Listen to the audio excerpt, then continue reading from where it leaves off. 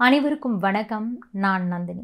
காலத்துக்கு ஏற்ற மாதிரி தீவிரவாத இயக்கங்கள் கூட அப்டேட் ஆயிட்டு இருக்கிறாங்க. தீவிரவாத இயக்கங்கள் ஒயிட் காலர் பயங்கரவாதத்தை கையில் எடுத்திருக்கு. மெத்த படித்தவங்க, நல்ல வேலையில் சம்பளத்தில் இருக்கிறவங்க, இன்னொரு பக்கம் பயங்கரவாத சம்பவங்களிலும் ஈடுபடுவாங்க. பெரிய தீவிரவாத அமைப்புகளால் மூளை சலவை செய்யப்பட்டவங்க. இவங்க மற்றவங்களையும் பிரெயின் வாஷ் பண்ணிடுவாங்க. அப்படிப்பட்ட ஒருவர் தான் டெல்லி கார் வெடி விபத்தில் ஈடுபட்டிருக்காரு. பார்க்குறதுக்கு அவங்கக்கிட்ட ஆயுதங்கள் இருக்காது, பயங்கரவாத முழக்கங்கள் அவங்க எழுப்ப மாட்டாங்க. ரொம்ப அமைதியாக இருந்துக்கிட்டே படித்து நல்ல உயர் பதவியில் இருந்தபடியே நிதி உதவி மூலமாகவும் கம்யூனிகேஷன் மூலமாகவும் பயங்கரவாத செயல்களில் இவங்க ஈடுபடுவாங்க. மக்களோடு எளிமையாக பழகி சேவை செய்யக்கூடிய டாக்டர்களே இந்த தீவிரவாத கும்பலாக இருக்கிறது தான் இப்போ அதிர்ச்சி கொடுக்குது. இதைத்தான் ஒயிட் காலர் பயங்கரவாதம் அப்படின்னு சொல்கிறாங்க. அப்படித்தான் இதுவரைக்கும் 5 மருத்துவர்கள் கைது செய்யப்பட்டிருக்காங்க. இந்தியாவிலேயே படிச்சுட்டு இந்தியாவிலேயே வேலை பார்த்து பிழைத்து கொண்டு இருக்கக்கூடிய இவங்க இங்கே இருக்கக்கூடிய மக்களுக்கு எதிராகவே தாக்குதல் சம்பவங்களில் ஈடுபடுறாங்க. இந்த மருத்துவர்கள் பிடிப்பட்டது எப்படி, அவங்களுக்கும் இந்த டெல்லி சம்பவத்துக்கும் என்ன தொடர்பு, இந்த பதிவில் விரிவாக பார்க்கலாம்.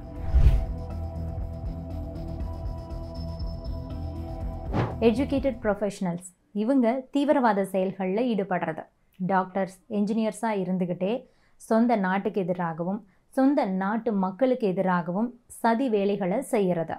ஒர்க்கிங் ப்ரொஃபஷனலாக இருந்துக்கிட்டே சதி வேலைகளுக்கு நிதி திரட்டுறது, தகவல்களை பரிமாறிக்கிறது, சேகரிக்கிறது உள்ளிட்ட பல வேலைகளையும் இவங்க பண்ணிகிட்ருப்பாங்க. அப்படிப்பட்டவங்க தான் இப்போது கைது செய்யப்பட்டிருக்காங்க. ஆப்ரேஷன் சிந்தூர் நடவடிக்கையை தொடர்ந்து இந்தியாவில் பல நாச வேலைகளையும் செய்கிறதுக்கு தீவிரவாதிகள் சதித்திட்டம் போட்டுட்ருக்காங்க அப்படின்னு சொல்லிட்டு உளவுத்துறை வார்னிங் கொடுத்துருந்தாங்க. இதனை தொடர்ந்து காஷ்மீர் உள்ளிட்ட எல்லையை ஒட்டிய மாநிலங்களில் கண்காணிப்பு பணிகளெல்லாம் தீவிரப்படுத்தப்பட்டிருந்தது. இதற்கிடையில் தான் கடந்த மாதம் 19ஆம் தேதி ஜம்மு காஷ்மீரோட பன்போரா நவ்காம் பகுதியில் ஜெய்ஷ்-இ முகமது தீவிரவாத அமைப்புக்கு ஆதரவாக போஸ்டர்கள் பல இடங்களிலும் ஓட்டப்பட்டிருந்தது. அதனோட அடிப்படையில் காஷ்மீர் போலீஸாரும் பாதுகாப்பு படையினரும் இணைந்து விசாரணையை மேற்கொண்டாங்க. இதில் நாட்டில் பல பகுதிகளிலும் தீவிரவாத அமைப்புகளுக்கு ஆதரவாக நெட்வொர்க் செயல்பட்டுக்கிட்டு இருக்கு அப்படிங்கிறது கண்டுபிடிக்கப்பட்டது. அதனோட அடிப்படையில் தான் காஷ்மீர் போலீஸார் ஹரியானா மற்றும் உத்தரப்பிரதேச போலீஸாரோடு இணைந்து இந்த தீவிரவாத தடுப்பு நடவடிக்கையில் அதிரடியாக களமிறங்கினாங்க. மத்திய புலனாய்வு அமைப்புகளும் இந்த நடவடிக்கையில் இணைஞ்சிருச்சு. இந்த விசாரணையில் தான் பல திடுக்கிடும் தகவல்கள் வெளியானது. இந்த விசாரணையில் தான் 4க்கும் மேற்பட்ட டாக்டர்கள் கைது செய்யப்பட்டிருக்காங்க. முதலில் ஜெய்ஷ்-இ முகமது அமைப்புக்கு ஆதரவாக போஸ்டர் ஓட்டின விவகாரத்தில் தொடர்புடைய காஷ்மீரை சேர்ந்த டாக்டர் முசாமில் அஹ்மத் ஷாஹில் ஹரியானாவோட ஃபரிதாபாத்தில் போலீஸாரால் கைது செய்யப்பட்டார். அவருக்கு வயது 35. காஷ்மீரோட புல்வாமா பகுதியை சேர்ந்தவர். ஃபரிதாபாத்தில் டாக்டராக பணியாற்றி கொண்டிருக்காரு. டெல்லியிலேருந்து ஒரு 45 கிலோமீட்டர் தொலைவில் இருக்கிற ஹரியானாவோட தோவுஜ் நகரில் இருக்கிற அல்ஃபலா யூனிவர்சிட்டியில் MBBS மாணவர்களுக்கான ட்ரைனராக வேலை பார்த்துக்கிட்டு இருக்காரு. இந்த பல்கலைக்கழகம் UGCயால் அங்கீகரிக்கப்பட்ட தனியார் பல்கலைக்கழகம். அங்கு வேலை பார்த்துக்கிட்டே இந்த மாதிரி தீவிரவாத செயல்களிலும் ஈடுபட்டுக்கிட்டு இருந்திருக்காரு இந்த முசாமில் அஹ்மத் ஷாஹில்.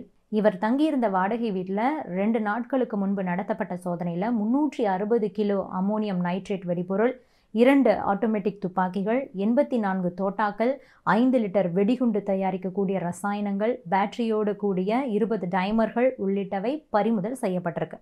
மொத்தமாக ஒரு 14 பைகளை போலீஸார் கைப்பற்றியிருக்காங்க. இது இல்லாமல் ஃபரிதாபாத்தோட தார் காலனியில் 2563 கிலோ வெடிப்பொருளும் கண்டுபிடிக்கப்பட்டிருக்கு. இது பல இடங்களிலும் லார்ஜ் ஸ்கேல் அட்டாக்கை மேற்கொள்வதற்கு தயாராக இதை வச்சுட்டு இருந்தாங்க அப்படிங்கிறதும் தெரிய வந்திருக்கு. ஆக இந்த முசாமில் தான் இந்த விசாரணையின் போது கைது செய்யப்பட்ட ஃபர்ஸ்ட் டாக்டர். ரெண்டாவதாக இவரை தொடர்ந்து கைது செய்யப்பட்டவர் தான் டாக்டர் அடில் அஹ்மத் ராதர். காஷ்மீரோட அனந்த்நாக் மாவட்டத்தை சேர்ந்தவர். வயது 30 ஆகுது. உத்தரப்பிரதேசத்தில் ஆஸ்கர் குரூப் ஆஃப் ஹாஸ்பிட்டல்ஸில் மாதம் 4 லட்சம் ரூபாய் சம்பளத்துக்கு வேலை பார்த்துக்கிட்டு இருக்கிற டாக்டர்.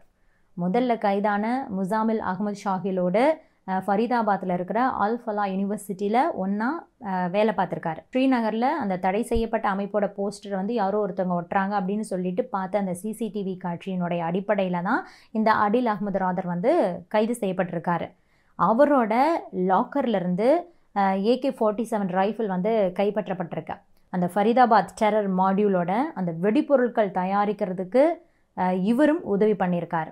இந்தியாவோட டாப் ப்ரைவேட் செக்டாரில் நல்ல சம்பளத்தில் இருக்கிற இந்த ஆள் கீழ்த்தனமான தீவிரவாத வேலைகளில் ஈடுபட்டிருக்காரு. இதற்கு முன்பாக அனந்த்நாக் கவர்மெண்ட் மெடிக்கல் காலேஜில் கூட இவர் வேலையும் பார்த்துருக்காரு. இப்போது இவர் மீது உப்பா சட்டம் பாஞ்சிருக்கு. மூன்றாவதாக டாக்டர் ஷாஹின் சையீத். இவங்க ஒரு பெண், லக்னோவில் டாக்டராக வேலை பார்த்துக்கிட்டு இருக்காங்க.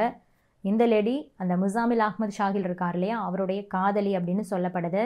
இவங்க இப்போது ஸ்ரீநகருக்கு விசாரணைக்காக அவங்கள வந்து அழைச்சிட்டு போயிருக்காங்க. ஃபரீதாபாத்தில் தான் இவங்களை பிடிச்சிருக்காங்க. அவங்களுடைய காரில் அப்போது ஒரு அசால்ட் ரைஃபிளை வந்து போலீஸார் கைப்பற்றியிருக்காங்க. ஃபரீதாபாத் டெரர் மாடியூலில் இவங்களும் சேர்ந்து வேலை பார்த்துருக்காங்க. இவங்கள்கிட்டையும் தற்போது விசாரணை நடந்துக்கிட்டு இருக்கு. நான்காவதாக டாக்டர் உமர் முகமது, 32 வயசாகுது. காஷ்மீரோட புல்வாமா தான் சொந்த ஊர். இவரும் அந்த அல் ஃபலா யூனிவர்சிட்டியில் முசாமில் மற்றும் அடிலோடு சேர்ந்து வேலை பார்த்துருக்கிறாரு. ஆனால் சில மாதங்களாகவே தலைமறைவாயிட்டாங்க. அதனால் இவரை வந்து கைது பண்ணுறதுக்காக போலீஸார் தேடிட்டு இருந்திருக்காங்க. இந்த உமருக்கும் அந்த ஃபரீதாபாத் டெரர் மாடியூலுக்கும் நேரடி தொடர்பும் இருக்குது. ஏன்னா வெடிப்பொருட்கள் மற்றும் ஆயுதங்களுக்கான அந்த ஸ்டோரேஜ் மற்றும் டிஸ்ட்ரிபியூஷனை இந்த உமர் தான் கவனிச்சுட்டு இருந்திருக்கான். இவன் தான் டெல்லியில் கார்லேருந்து தற்கொலைப்படை தாக்குதலை நடத்தி 9 பேரை கொன்றிருக்கான். 20 பேர் இப்போ காயமடைஞ்சிருக்காங்க. 5வது நபர் doctor Ahmed Moideen Syed. Hyderabad based doctor. சைனாவில் டாக்டர் படிச்சுட்டு இந்தியாவில் வேலை பார்த்துட்ருக்காரு. குஜராத் ஆன்டி டெரரிசம் ஸ்குவாட் கடந்த 8ஆம் தேதி இவரை வந்து கைது பண்ணியிருக்காங்க. ராஜேந்திரா நகரில் வந்து ஒரு ஷவர்மா பிஸ்னஸ் வந்து இப்போ பண்ணிகிட்ருக்காரு. அதுபோக சமூக வலைதளங்களில் தீவிரவாத கருத்துக்களையும் பரப்பிக்கிட்டு இருக்காரு. தன்னுடைய கருத்துக்கள் மூலமாக அடுத்தவங்களை பிரெயின் வாஷ் பண்ணக்கூடிய வேலையையும் இவர் பார்த்துட்ருக்காரு.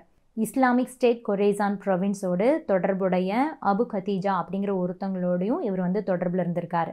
இவர்கிட்ட இருந்து 2 பிஸ்டல்ஸ், வெடிப்பொருட்கள், அதுபோக ஆமணுக்கு விதையிலிருந்து எடுக்கப்படக்கூடிய ரிசின் அப்படின்னு சொல்லப்படக்கூடிய ஒரு வகையான விஷம், ஹைலி டாக்ஸிக் பாய்சன் 4 கிலோ அளவில் அவர்கிட்ட இருந்து கைப்பற்றப்பட்டிருக்கு.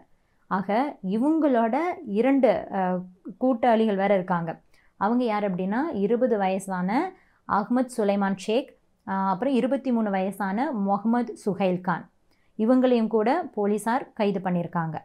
ஆக மொத்தம் ஃபரீதாபாத்தில் அல் ஃபலா யூனிவர்சிட்டி மற்றும் அதை சுற்றி இருக்கக்கூடிய ஏரியாக்களில் பல இடங்களிலும் வெடிப்பொருட்கள் கண்டுபிடிக்கப்பட்டதை அடுத்து தான் அந்த தனூஜ் மற்றும் தாகார் காலனி பகுதிகளிலும் தொடர் தேடுதல் வேட்டை நடத்தப்பட்டுக்கிட்டு இருக்கு.